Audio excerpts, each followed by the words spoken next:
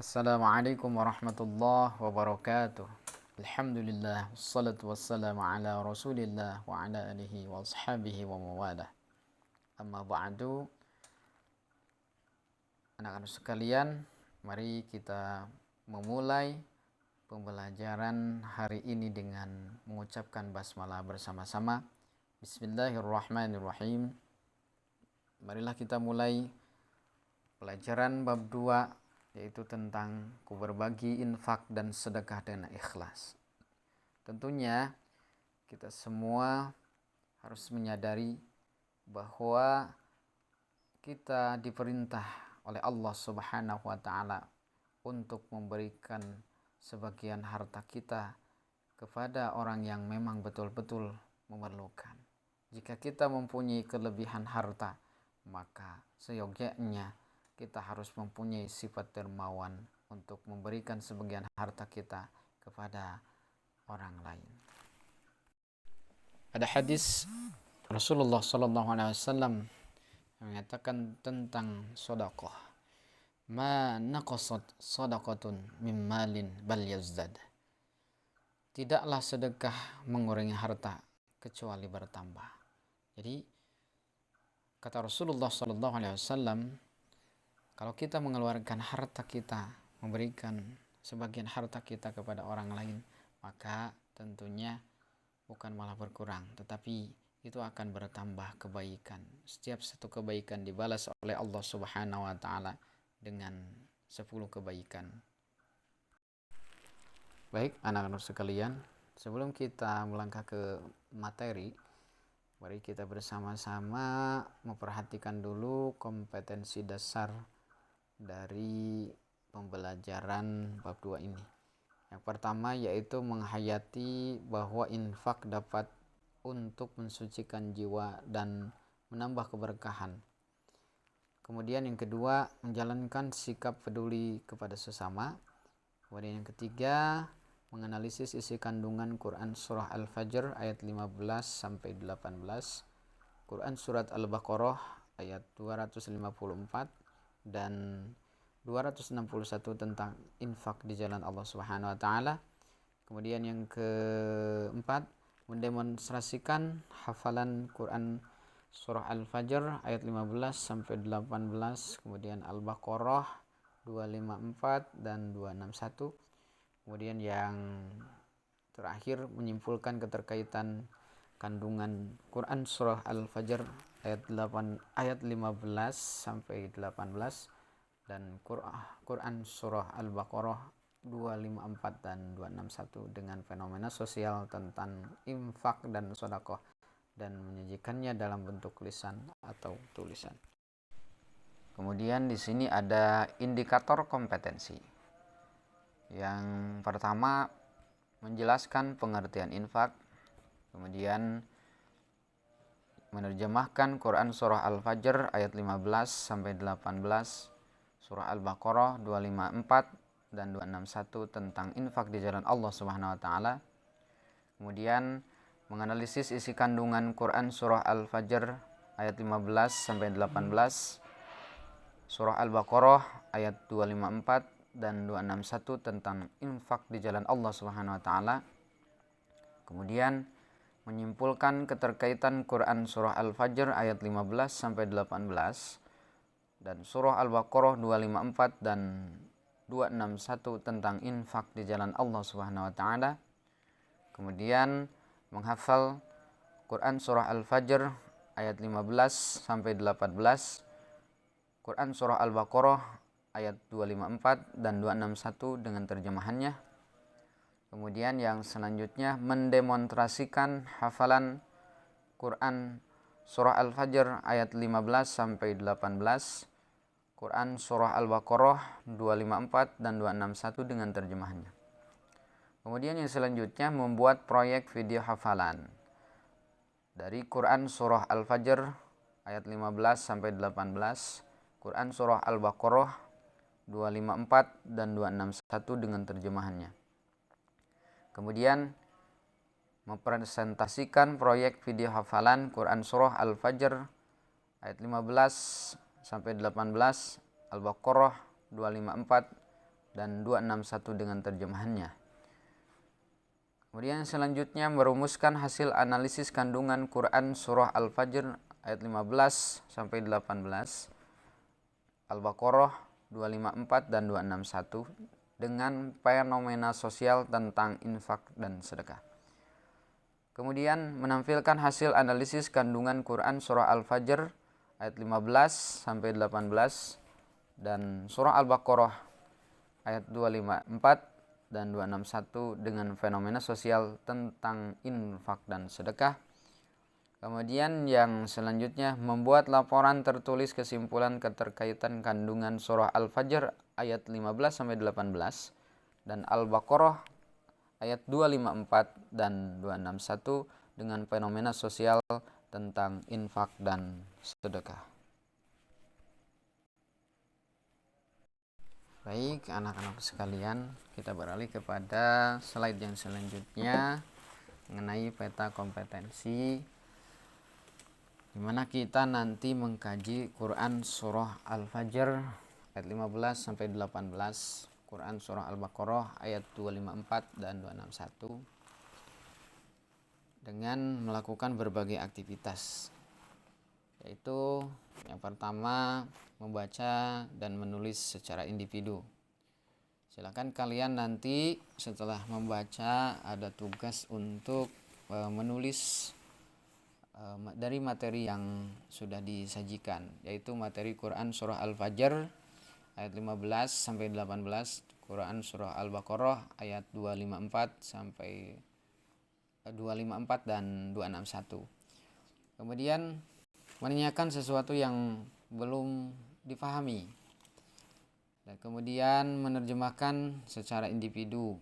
Kalian nanti dituntut untuk bisa menerjemahkan. Kemudian menganalisis isi kandungan ini bisa dilakukan secara diskusi nantinya. Kemudian menghafalkan secara berpasangan. Jadi nanti saling berhadapan, kalian silakan menghafalkan dan saling mengkaji, saling mengetes hasil daripada hafalannya. Kemudian berdiskusi keterkaitan berkelompok gitu. Jadi nanti setiap kelompok diberikan materi yang sudah ditentukan, kemudian didiskusikan secara berkelompok. Kelompok yang satu menyampaikan presentasinya, kemudian yang lainnya untuk bisa menyimak. Kemudian setelah itu kita membuat proyek video. Kita belajar untuk bisa menggunakan IT dengan cara membuat proyek video. Kemudian yang selanjutnya adalah mempresentasikan video. Jadi hasil proyek video yang sudah kalian buat itu nanti dipresentasikan, didiskusikan, disampaikan ya terkait hal ini gitu, supaya kita lebih memahami materi yang sudah ditentukan. Kemudian diharapkan setelah kita melakukan aktivitas muncul berbagai keterampilan yang kita miliki. Yang pertama, ketelitian. Dengan mengkaji Quran surah Al-Baqarah ataupun surah Al-Fajr, kita bisa belajar meneliti hal-hal yang paling penting, poin-poin penting yang berada di materi surah Al-Fajr dan Al-Baqarah. Kemudian kita dituntut untuk mempunyai kepedulian sosial. Diharapkan kita semua setelah mengkaji daripada materi ini membentuk diri kita untuk berkepedulian sosial. Kemudian yang selanjutnya literasi media. Kemudian selanjutnya literasi digital. Kemudian selanjutnya kerjasama. Kemudian selanjutnya berpikir kritis, dan tentunya mencetak kita sebagai manusia yang berkreativitas.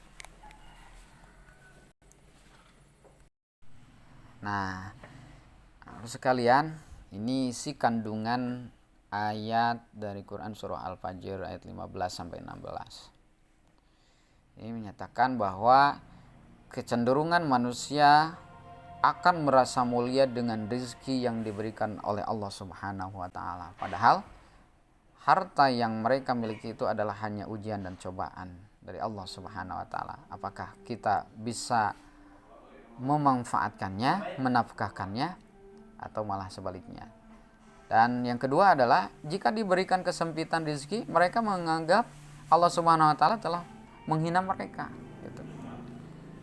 Jadi di saat dia senang, mereka merasa mulia dengan keadaannya, tapi sebaliknya di saat mereka sedang dalam keadaan kesempitan, mereka malah menganggap Allah Subhanahu wa taala sedang menghina mereka.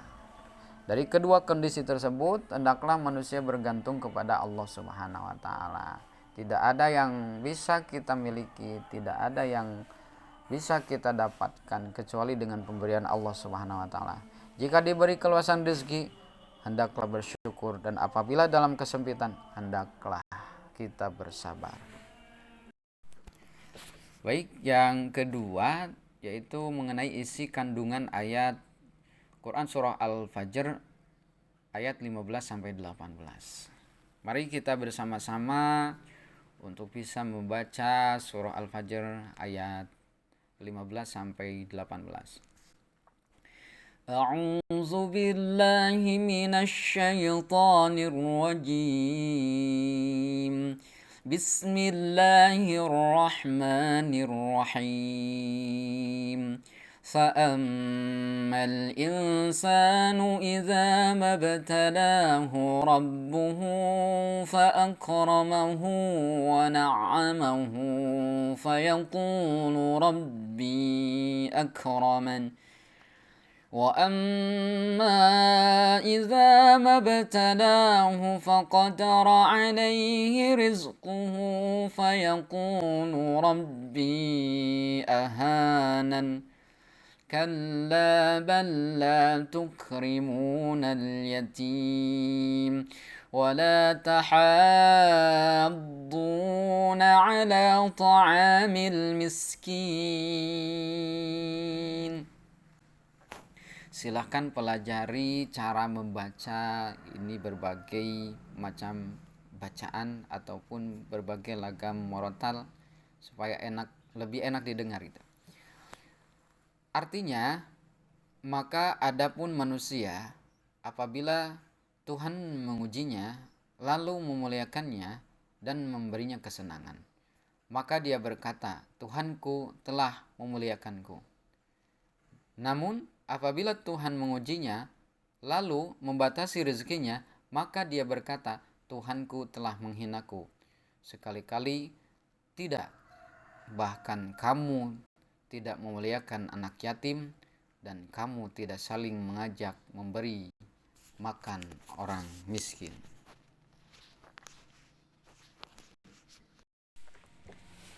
Baik anak-anak sekalian, yang selanjutnya ini mengenai penjelasan ayat. Arti mufrodat. Arti mufrodat ini adalah kita membaca kalimat-kalimat yang penting yang berada di surah Al-Fajr ayat 15 sampai 18. Di antaranya yaitu kalimat fa'ammal insan yang artinya maka adapun manusia. Kemudian kalimat idza mabtalahu rabbuhu yang artinya apabila Tuhan mengujinya. Kemudian kalimat fa'akramahu lalu memuliakannya, wa na'amahu dan memberi kesenangan, Rabbi akraman, Tuhanku memuliakanku. Faqadara alaihi rizqahu, lalu membatasi rezekinya. Rabbi ahanan, yang artinya Tuhanku telah menghinaku. Kemudian la tukrimun yatim, kamu tidak memuliakan anak yatim. Kemudian kalimat wala tahadduna, dan tidak mengajak. Kemudian ala ta'amil miskin, memberi makan orang miskin. Nah, silahkan kalian hafalkan mufradat ini sebagai kata bantu untuk menghafal arti dari Quran surah Al-Fajr ayat 15 sampai 18. Baik anak-anak sekalian, setelah kita mengkaji arti mufradat tadi, kemudian membaca isi kandungan surah Al-Fajr, maka kita tinjau ayat yang sudah kita baca tadi, yaitu mengenai keadaan surah Al-Fajr. Surat Al-Fajr adalah surat ke-89. Ini termasuk surat Makkiyah. Kemudian secara khusus Quran surah Al-Fajr ayat 15 sampai 18 itu diturunkan sebagai peringatan kepada orang-orang Mekah agar mereka meyakini bahwa Allah Subhanahu wa taala Maha Pemberi rezeki. Jadi ayat ini menyatakan bahwa segala sesuatu yang mereka dapatkan, yang mereka miliki itu adalah pemberian dari Allah Subhanahu wa taala. Jangan sampai kita mengakui bahwa yang kita punyai itu adalah hasil usaha kita. Ya, yang pada hakikatnya kita diberi rezeki oleh Allah Subhanahu wa taala. Dan kita harus yakin bahwa setiap harta yang kita berikan kepada orang lain itu bukan malah berkurang, tapi malah bertambah. Sesuai dengan firman Allah Subhanahu wa taala di dalam Al-Qur'an, dikatakan barang siapa yang membuat kebaikan satu kebaikan, maka Allah Subhanahu wa taala akan memberikan 10 kebaikan, bahkan sampai 700 kebaikan. Dari ayat ini kita bisa meyakini bahwa apa yang kita miliki, apa yang kita berikan pada orang lain itu akan bertambah kebaikannya, bukan malah berkurang. Nah, sekalian, ini isi kandungan ayat dari Quran surah Al-Fajr ayat 15 sampai 16. Ini menyatakan bahwa kecenderungan manusia akan merasa mulia dengan rezeki yang diberikan oleh Allah Subhanahu wa taala. Padahal harta yang mereka miliki itu adalah hanya ujian dan cobaan dari Allah Subhanahu wa taala. Apakah kita bisa memanfaatkannya, menafkahkannya, atau malah sebaliknya. Dan yang kedua adalah jika diberikan kesempitan rezeki, mereka menganggap Allah Subhanahu wa taala telah menghina mereka gitu. Jadi di saat dia senang, mereka merasa mulia dengan keadaannya, tapi sebaliknya di saat mereka sedang dalam keadaan kesempitan, mereka malah menganggap Allah Subhanahu wa taala sedang menghina mereka. Dari kedua kondisi tersebut, hendaklah manusia bergantung kepada Allah Subhanahu wa taala. Tidak ada yang bisa kita miliki, tidak ada yang bisa kita dapatkan kecuali dengan pemberian Allah Subhanahu wa taala. Jika diberi keluasan rezeki, hendaklah bersyukur, dan apabila dalam kesempitan, hendaklah kita bersabar. Kemudian yang kedua, dalam Quran surah Al-Fajr ayat 17, Allah Subhanahu wa taala mengisyaratkan agar manusia memuliakan dan menyayangi anak yatim, memperlakukannya dengan baik. Jangan sampai kita menghardik ataupun menghinanya. Karena Rasulullah SAW bersabda, "Ana wa kafilul yatim fil jannati hakadha." Wa qala bi isba'i his-sababah wal wusta. Sebagai sabda Rasulullah SAW yang artinya, aku dan orang-orang memelihara anak yatim nanti di surga seperti ini. Lalu beliau memberi isyarat dengan jari telunjuk dan jari tengah.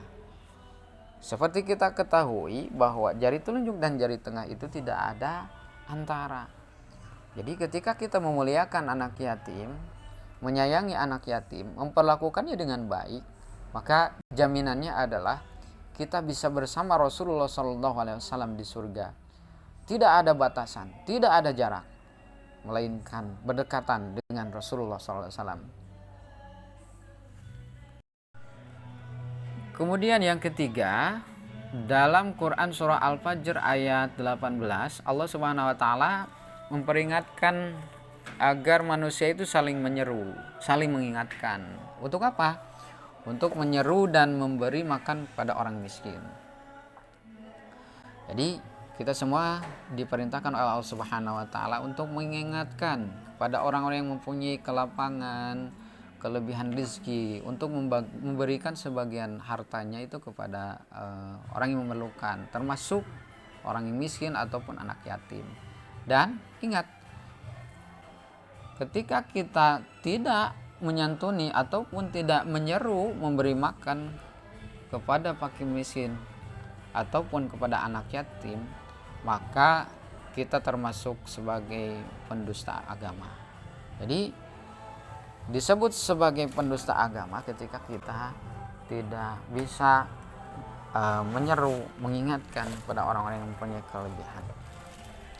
Baik anak-anak sekalian, barangkali demikian materi yang Bapak sampaikan mengenai bab 2, dan sekarang kita lanjutkan untuk berdiskusi. Silahkan buat kelompok masing-masing.